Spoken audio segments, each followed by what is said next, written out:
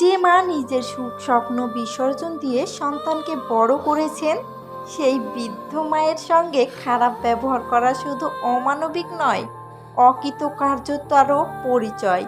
মনে রাখবেন, আজ যিনি বৃদ্ধ, একদিন তিনিই আপনার শক্তি ছিলেন। সময় বদলায়, মানুষও একদিন সেই একই অবস্থায় পৌঁছায়। তাই বৃদ্ধ মা বাবার প্রতি ভালোবাসা, সম্মান আর যত্নই একজন সন্তানের সবচেয়ে বড় দায়িত্ব। একটা আপু ফেসবুকে পোস্ট করেছেন, যদি মা বাবার দায়িত্ব মেয়েদের উপরে থাকতো তাহলে কোনো মা বাবাই অবহেলিত বা বৃদ্ধাশ্রমে যেত না। সেই পোস্টের নিচে একটা ভাইয়া কমেন্ট করেছেন, যদি মেয়েরা তার শ্বশুর শাশুড়িকে নিজের মা বাবাই ভাবতো তাহলে এই দেশে কেন, গোটা পৃথিবীতেই কোনো বৃদ্ধাশ্রমই সৃষ্টি হতো না। জানি না কে লেখাটা লিখেছেন, কিন্তু যিনি লিখেছেন খুব সুন্দর লিখেছেন। তিনি লিখেছেন, যদি সাদা চামড়ায় সৌন্দর্যের প্রতীক হয় তাহলে রোগী দেখলে দূরে সরে যাও কেন? আর কালো রংটাই যদি কুৎসিত হয় তাহলে চুলের সৌন্দর্য দেখে মুগ্ধ হও কেন? তোমাকে দেখলে যদি আমার মুখের কালো দাগগুলো লুকাতে হয় তাহলে ঠোঁটের নিচের কালো তিলটা এতটা পছন্দ করো কেন? মডার্ন ড্রেস পরা মেয়েরা যদি স্মার্ট হয় তাহলে গ্রামীণ সাধারণ শাড়ি পরা মেয়েদের দেখে এতটা মুগ্ধতা হও কেন?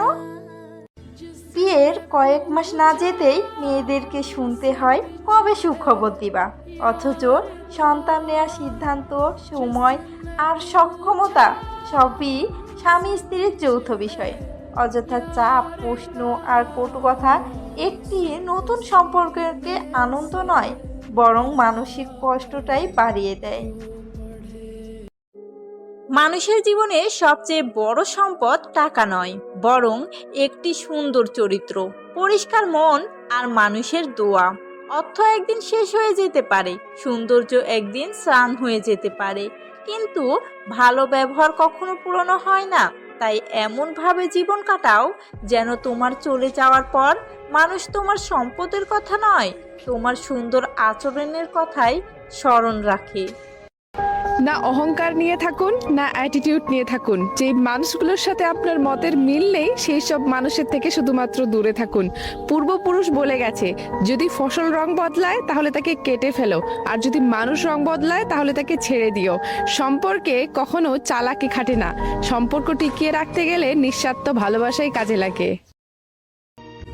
সমাজে আজও অনেক সময় দেখা যায়, পুরুষের সমস্যার কারণে সন্তান না হলে মেয়েদেরকে বলা হয় মানিয়ে নাও, আর মেয়ের সমস্যা হলে পুরুষকে বলা হয় আরেকটা বিয়ে করো। সন্তান না হওয়া কারো একার দোষ নয়, তবুও সব দিক দিয়ে অবহেলা আর কষ্টটা